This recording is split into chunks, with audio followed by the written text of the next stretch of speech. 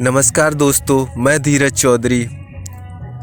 आज की सच्ची घटना जो मैं आपको सुनाने जा रहा हूँ, ये कहानी विजय नाम के लड़के की है जो उत्तर प्रदेश के हमीरपुर ज़िले का निवासी है और पीडब्ल्यूडी कॉलोनी में निवास करता है।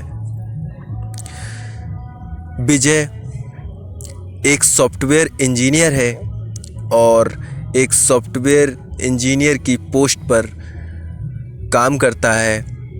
इस समय विजय और विजय का जो परिवार होता है वो बहुत खुश होता है विजय की शादी को लेकर। विजय भी अपनी शादी को बहुत खुश था, लेकिन विजय के अंदर एक दरिंदगी शायद बचपन से या बहुत पहले से पल रही थी। इधर विजय की जो एज होती है इस समय 35 होती है, मतलब वो 35 साल का होता है। विजय की शादी तय हो जाती है एक अंजलि नाम की लड़की से, और उसके अंजलि भी इधर बहुत खुश होती है अपनी शादी को लेकर, और अंजलि के जो परिवार होता है वो भी बहुत खुश होते हैं अंजलि की शादी को लेकर। लेकिन अंजलि के जो पापा होते हैं वो बचपन में ही एक्सपायर हो गए थे, मतलब परलोक सुधार गए थे। अंजलि का जो पालन पोषण था वो अंजलि का भाई ने उसका जो पालन पोषण है बचपन से किया था, इसीलिए अंजलि का जो भाई था वो अंजलि को बहुत प्यार करता था, और इसीलिए अंजलि की शादी में उसने कोई कसर भी नहीं छोड़ना चाहता था। अंजलि की शादी अंजलि का भाई बहुत धूमधाम से करता है क्योंकि वो उससे बहुत प्यार करता था। इधर अंजलि का भाई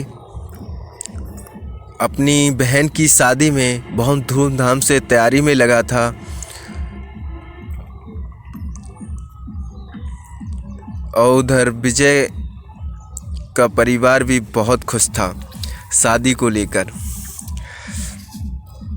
अब क्या था, 4 फरवरी 2004 को अंजलि विजय के साथ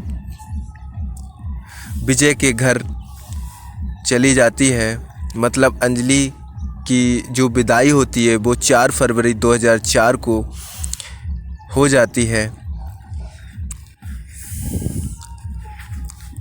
लेकिन अंजलि का पति अंजलि को एक हैवानियत की सोच से लेकर शायद अंजलि को अपने घर ले जा रहा था, लेकिन इस बात का अंजलि को थोड़ा सा भी आइडिया भी नहीं होगा कि जिस घर में मैं ब्याह के जा रही हूँ उस घर में जिस घर में मैंने 7 फेरे लिए हैं उस घर में मैं 7 दिन भी ज़िंदा नहीं रह पाऊँगी।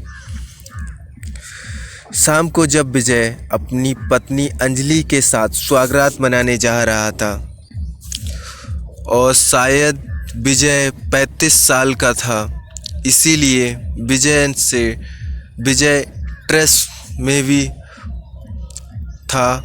इस वजह से विजय ने अंजलि के साथ वो व्यवहार किया, और उस व्यवहार का जो कारण था वो शायद शक्तिवर्धक गोलियां थी। हाँ दोस्तों, विजय ने स्वागत वाले दिन अंजलि के साथ शक्तिवर्धक गोलियों का यूज़ करके अंजलि के साथ गलत व्यवहार किया, ऐसे समझ लो उसका बलात्कार किया। और अंजलि ये सारा जो हो रहा था अंजलि को, और जो होने वाला था अंजलि को, इस बात का आइडिया भी नहीं था। मतलब शक्तिवर्धक गोलियां खाकर विजय अंजलि के साथ और अंजलि के पास स्वागत नहीं मना रहा था, बल्कि उसके साथ एक घिनौना अपराध कर रहा था। वो उसके साथ ऐसा कृत्य कर रहा था जैसे कि अंजलि का रेप कर रहा हो। रेप से भी बदतर था। अंजलि को भी समझ में नहीं आ रहा था कि ये मेरे साथ क्या हो रहा है, और अंजलि कुछ बोल भी नहीं रही थी, लेकिन बेचारी कुछ घंटों तक ऐसे ही सहती रही। पर अंजलि ने विजय को कुछ नहीं बोला और वह दरिंदा अंजलि के साथ कृत्य अकृत्य बर्ताव करता जा रहा था और अंजलि चुपचाप सहती रह रही थी। विजय अंजलि के साथ इतना गहन कृत्य कर रहा था कि अंजलि के जो आंतरिक पार्ट थे वो धीरे धीरे क्षति हो रहे थे, मतलब डैमेज हो रहे थे। कुछ घंटों बाद अंजलि ने विजय से बोला कि ये आप क्या कर रहे हो, प्लीज़ मेरे साथ ऐसा मत करो। लेकिन वो दरिंदा विजय, जिसके अंदर शायद बहुत पहले से एक दरिंदगी भरी हुई थी और वो अपनी हवस को मिटाने के लिए उसके साथ ऐसा घिनौना कृत्य कर रहा था, उसका शोषण कर रहा था, जिससे अंजलि बहुत ही परेशान हो गई थी और अपने आंतरिक पार्ट्स में उसके दर्द हो रहा था, लेकिन वो कुछ बोल भी नहीं पा रही थी, लेकिन अंदर ही अंदर रो रही थी और उससे मना भी करने लगी थी। ये सब पूरी रात चलता रहा। जो दरिंदा था वो अपनी हवस को मिटाने के लिए अंजलि के साथ ये सब करता रहा और अंजलि स्वागरात वाले दिन ही अपना रेप होते हुए देख रही थी, लेकिन उसको कुछ समझ नहीं आ रहा था और विजय सिर्फ अपनी हवस मिटाने के लिए इस सब में लगा था। ये सब पूरी रात चलता रहा और अंजलि धीरे धीरे तबीयत खराब होने लगी थी, लेकिन अंजलि ने उस रात कुछ नहीं बोला। लेकिन उसे ये नहीं पता था कि अगला जो दिन आएगा ये दरिंदा मेरे साथ फिर से ऐसा ही घिनौना कृत्य करेगा। फिर अगला दिन आया और फिर रात हुई। फिर उस दरिंदे ने शक्तिवर्धक गोलियों का यूज़ किया और जो स्वागरात वाले दिन जो विजय अंजलि के साथ ऐसा घिनौना कृत्य कर रहा था, सेम उसी तरह फिर से अंजलि के साथ विजय ने वैसा ही घिनौना कृत्य किया। ये सब अंजलि सहन शायद कर नहीं पाती थी, लेकिन बेचारी मजबूरी में ये सब कर रही थी, क्योंकि उसको शायद ये लग रहा था कि शादी के बाद शायद हर किसी को इस जगह से गुजरना पड़ता है।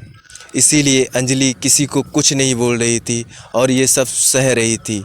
लेकिन अंजलि को ये नहीं पता था कि उसके जो आंतरिक पार्ट हैं उसमें दर्द क्यों हो रहा है। लेकिन अंजलि के आंतरिक पार्ट्स में इसलिए दर्द हो रहा था क्योंकि उसके जो अंदर के जो पार्ट्स थे वो सारे डैमेज हो रहे थे। अंजलि का रेप वो दरिंदगा करता जा रहा था और अंजलि फिर दूसरे दिन अंजलि चिल्लाने भी लगी थी, लेकिन वो किसी की बात नहीं सुन रहा था। बस अपनी पति की रिक्वेस्ट कर रही थी कि प्लीज़ मेरे साथ ऐसा मत करो। अंजलि के अब आंतरिक जो पार्ट्स थे उसमें बहुत दर्द होने लगा था, लेकिन हैवानियत ने हद ही पार कर दी। विजय के साथ शक्तिवर्धक गोलियां खाकर अंजलि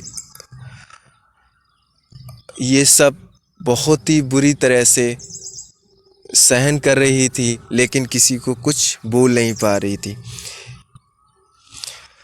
अब इसी तरह तीसरा दिन हुआ और अंजलि को शायद ये लग रहा था कि शायद तीसरे दिन मेरे साथ ये नहीं होगा जो उसके साथ जो पहले 2 दिन लगातार उसके साथ हो रहा था। लेकिन अब अंजलि की उल्टियाँ भी होने लगी थी और ना तो वो 2 दिन से कुछ खा रही थी ना पी रही थी, क्योंकि उसके जो आंतरिक पार्ट्स थे उनमें बहुत दर्द हो रहा था। तीसरा दिन आया, रात हुई। फिर से जब वो दोनों कमरे में बंद हुए तो अंजलि ने अपने पति को बोला कि प्लीज़ मेरे जो आंतरिक पार्ट्स हैं उनमें बहुत दर्द हो रहा है, प्लीज़ कुछ दिन मेरे साथ कुछ मत करो, नहीं तो मेरी तबीयत और बिगड़ सकती है। लेकिन वो दरिंदगा विजय था वो ऑलरेडी शक्तिवर्धक गोलियों का यूज़ कर चुका था उस दिन भी, और उसने अंजलि की एक भी ना सुनी। अंजलि रोती रही तीसरे दिन भी, लेकिन वो दरिंदा अंजलि के साथ बलात्कार करता रहा। उससे आंतरिक जो पार्ट्स थे उसके पूरी तरह डैमेज हो गए थे, लेकिन वो दरिंदा अंजलि का शोषण करता रहा। उस रात भी अंजलि पूरी रात रोती रही और मन ही मन रो रही थी और ये सोच रही थी कि ये मेरे साथ क्या हो रहा है। लेकिन अंजलि को भी कुछ समझ में नहीं आ रहा था कि उसके साथ क्या हो रहा है। ये सिलसिला पूरी रात चलता रहा। अंजलि रोती रही और जो अंजलि का पति विजय था उसके साथ दरिंदगी करता रहा, उसके साथ कृत्य अकृत्य, उसका शोषण, ऐसे समझिए कि उसके रेप से भी बदतर उसके साथ हो रहा था। जिसका आगे जो होने वाला था वो तो अंजलि को आइडिया भी नहीं था कि उसके साथ क्या होने वाला है।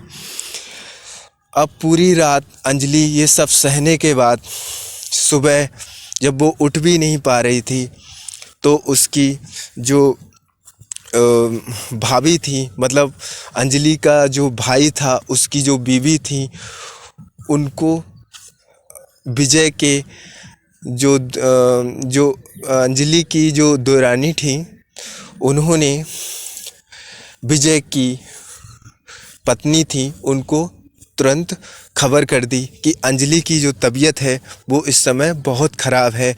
अंजलि अपनी शायद आपसे मिलना चाहती है और प्लीज़ आप उसको एक बार देख लें। इतना सुनते ही जो अंजलि का जो भाई था वो सोच रहा था कि अभी 2-3 दिन हुए हैं अंजलि को विदाई किए हुए, और ऐसा अंजलि के साथ कैसा हो सकता है। तो उसने सोचा शायद थोड़ी बहुत जो तबीयत है वो ख़राब होगी, इसीलिए जो विजय का इसीलिए जो अंजलि का जो भाई था वो अंजलि से मिलने आया था। लेकिन उसको ये नहीं पता था कि अंजलि की इतनी तबीयत ख़राब होगी। अब क्या था, तुरंत ही अंजलि का जो भाई था वो अंजलि को लेकर हॉस्पिटल में, कानपुर के एक हॉस्पिटल में अंजलि को भर्ती करा दिया। हॉस्पिटल में जब अंजलि को भर्ती कराया गया तो हॉस्पिटल में जो नर्स थी और डॉक्टर्स थे वो भी नहीं समझ पा रहे थे कि अंजलि के साथ क्या हुआ है, क्योंकि अंजलि के जो आंतरिक पार्ट्स थे वो सारे के सारे डैमेज हो चुके थे। 6 फरवरी 2024 को अंजलि को कानपुर के एक हॉस्पिटल में भर्ती कराया था। अब डॉक्टर सिर्फ इस खोज में लगे थे कि इस लड़की के साथ आखिर हुआ क्या है, लेकिन किसी को कुछ समझ में नहीं आ रहा था। इसीलिए जो अंजलि का जो भाई था, उसकी जो बीवी थी, उसको अंजलि ने पूरी आप बीती बताई कि मेरे साथ स्वागरात वाले दिन से और 14 तारीख तक मेरे साथ क्या क्या हुआ है। ये सुनकर उसकी जो बीवी थी वो बिल्कुल हैरान हो गई थी और कुछ बोल भी नहीं पा रही थी। इसीलिए उन्होंने उसके भाई को ये सारी आप बीती बताई। उसका भाई एकदम हैरान हो गया था और ये सोच रहा था कि कोई दरिंदा अपनी बीवी के साथ ऐसा कैसा कर सकता है। ये बात डॉक्टर्स को पता चली और डॉक्टर्स भी आज भी इस बात से हैरान हैं कि कोई अपनी बीवी के साथ ऐसा कैसे कर सकता है। दोस्तों, अंजलि ने 7 फरवरी 2024 को दम तोड़ दी थी और 7 उसे ये नहीं पता था कि जिस घर में वो 7 फेरे लेकर जा रही है उस घर में 7 दिन भी वो जिंदा नहीं रह पाएगी। मतलब उसकी ज़िंदगी के वो 7 दिन भी अपने जो ससुराल में वो रह नहीं पाएगी। दोस्तों, इस कहानी को बताने का पर्पज़, उद्देश्य किसी को परेशान करना नहीं है बल्कि जागरूक करना है, ताकि जो अंजलि के साथ हुआ वह आगे किसी के साथ ना हो। दोस्तों, ऐसे ही और वीडियो को देखने के लिए चैनल को सब्सक्राइब करें, लाइक करें और शेयर करें।